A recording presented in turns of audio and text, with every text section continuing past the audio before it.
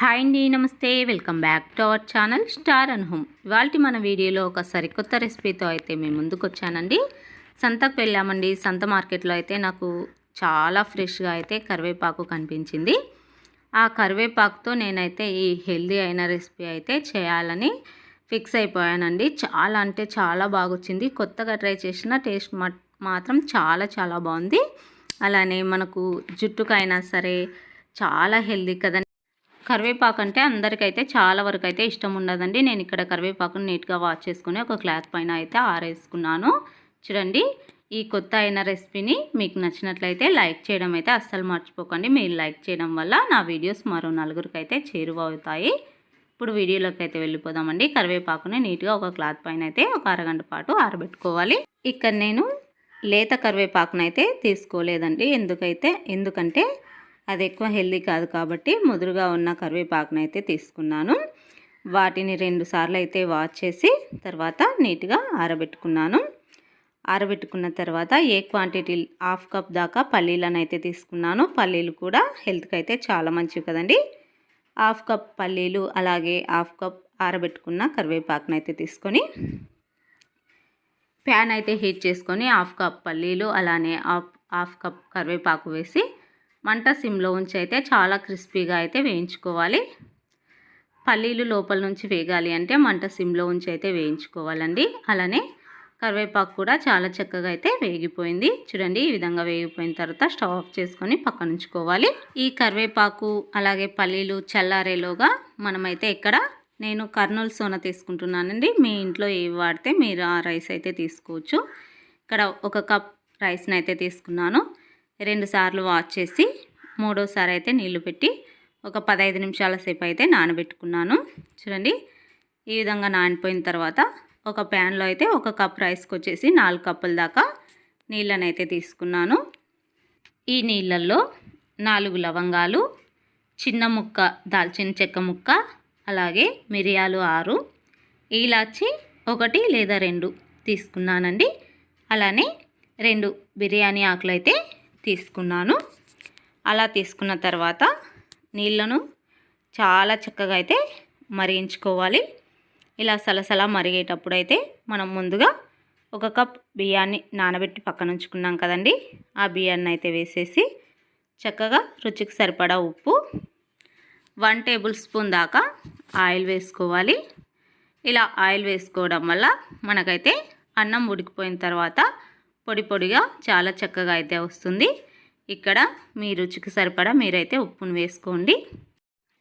నేనైతే ఇక్కడ 1 table spoon దాకా ఉప్పు వేసుకొని కొద్దిగా ఆయిల్ వేసుకొని చక్కగా అంతా కలిసేలాగా కలుపుకున్నాను. చూడండి, మనకు మూత పెట్టుకొని ఒక 5-6 నిమిషాల తర్వాత ఇలా చక్కగా అయితే అన్నం మొత్తం ఉడికిపోయింది. చూడండి, ఇక్కడ ఉడికిన అన్నాన్ని ఒక జాలరీలో కానివ్వండి లేదంటే మీరు గంజినైతే పక్కన వాంచుకోవాలి. నేనైతే ఇలా బుట్టినైతే నీట్గా వాష్ చేసేసి ఈ విధంగా అన్నాన్ని మొత్తం బుట్టిలో అయితే వేసేసుకున్నాను. మీ దగ్గర జాలరీ అనేటివి ఉంటాయి కదండి, వాటిలో కూడా వేసుకోవచ్చు. ప్రస్తుతానికి నా దగ్గర అదైతే అవైలబుల్గా లేదు కాబట్టి నేను ఇలా బుట్టిలో అయితే వేసేసుకున్నాను.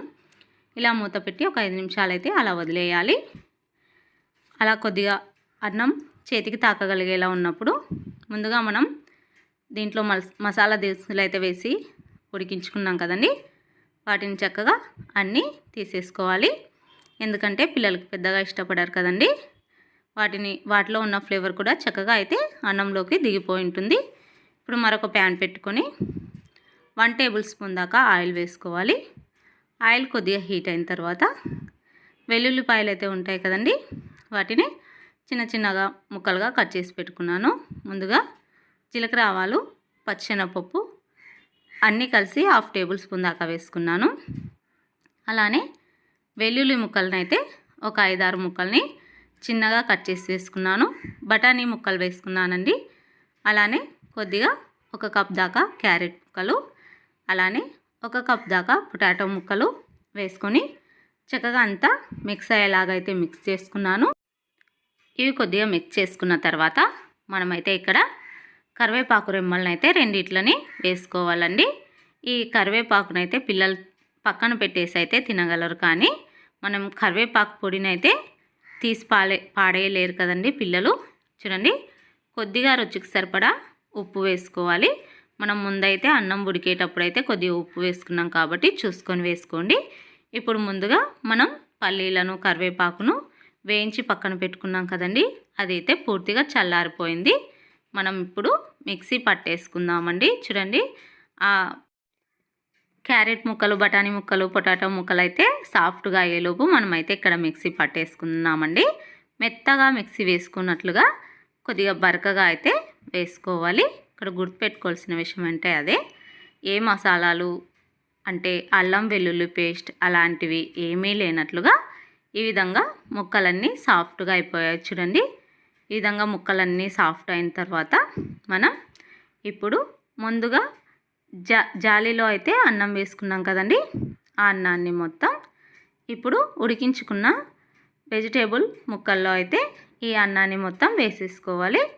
చూడండి, ఈ విధంగా అన్నం మొత్తం వేసేసుకున్న తర్వాత మొత్తం అంతా మిక్స్ అయ్యేలాగా అయితే మిక్స్ చేసుకోవాలి. చూడండి, ఈ విధంగా వీడియోలో చూస్తున్న విధంగా అంతా అన్నం మొత్తం ముక్కలన్నీ కలిసేలాగైతే కలుపుకోవాలి. నేను ముందుగా చెప్పడం ఇక్కడ మర్చిపోయానండి. ఇక్కడ నేను 2-3 దాకా పచ్చిమిర్చి ముక్కలను అయితే వెజిటేబుల్స్తో పాటు వేసుకున్నాను. మీకు నచ్చినట్లయితే ఎక్కువ క్వాంటిటీలో కూడా వేసుకోవచ్చు, లేదా 1/2 టేబుల్ స్పూన్ దాకా కారం కూడా వేసుకోవచ్చు. కారం అంటే పిల్లలు ఎక్కువగా ఇష్టపడరు కదండి. పచ్చిమిర్చి ముక్కలు అయితే తీసి పక్కన పెట్టేసి తినేస్తారని 2-3 పచ్చిమిర్చి ముక్కలను అయితే యాడ్ చేసుకున్నాను. ఇలా మొత్తం అంతా కలిసిన తర్వాత మనం ముందుగా కరివేపాకు అలాగే పల్లీల మిశ్రమాన్ని అయితే మిక్సీ పట్టి పక్కన ఉంచుకున్నాం కదండి, 2-3 టేబుల్ స్పూన్ల దాకా వేసుకోవాలి. వేసుకొని అంత చక్కగా అయితే కలిసేలాగైతే కలుపుకోవాలి. ముందుగా పల్లీల మిశ్రమం అయితే మిగిలిపోయింది కదండి, ఆ మిగిలిపోయిన మిశ్రమాన్ని ఫ్రిడ్జ్లో పెట్టుకొని మనం స్టోర్ చేసుకోవచ్చు. నెక్స్ట్ టైం చేసుకున్నప్పుడు యూజ్ చేసుకోవచ్చు. అంతా మిక్స్ అయ్యేలాగైతే మిక్స్ చేసుకోవాలి. ఇప్పుడు చివరిగా చిన్నగా ముందుగానే కట్ చేసి వాష్ చేసుకున్న కొత్తిమీరను అయితే చల్లుకొని వేడివేడిగా సర్వ్ చేసుకోవచ్చు. పిల్లలకి లంచ్ బాక్స్లో కానివ్వండి, చాలా ఈజీగా చాలా సింపుల్గా తొందరగా అయిపోయే రెసిపీ మీకు నచ్చినట్లయితే లైక్ చేయడం మర్చిపోకండి. అలానే కరివేపాకు అంటే పిల్లలు ఎక్కువగా అయితే ఇష్టపడరు. చాలామంది పిల్లలే కాదండి, పెద్దవాళ్ళు కూడా అస్సలు తినరండి, తీసి పక్కన పెడతారు. ఈ కరివేపాకు తినడం వల్ల మనకైతే హెల్త్కి అయితే చాలా చాలా మంచిదండి. పిల్లలకైనా సరే పెద్దవాళ్ళకైనా సరే హెల్త్కి చాలా మంచిది. కాబట్టి ఈసారి కరివేపాకు తెచ్చుకున్నప్పుడు ఈ కొత్త రెసిపీని అయితే ట్రై చేయండి. మీకు ఎలా వచ్చిందో కూడా నా కామెంట్స్లో ఖచ్చితంగా తెలియచేయండి ఫ్రెండ్స్. ఎందుకంటే చాలా హెల్తీ అయిన రెసిపీ చూపించానండి. పిల్లలకు ఖచ్చితంగా తెల్ల జుట్టు వచ్చే పిల్లలకైతే ఈ రెసిపీ పెట్టండి. కనీసం వారానికి ఒకసారి అయితే కంపల్సరీ పెట్టండి. ఈ వీడియో మీకు నచ్చిందని అనుకుంటున్నాను ఫ్రెండ్స్. వీడియో నచ్చినట్లయితే కంపల్సరీ లైక్ చేయండి. ఇలాంటి వీడియోస్ కోసం ఛానల్ని సబ్స్క్రైబ్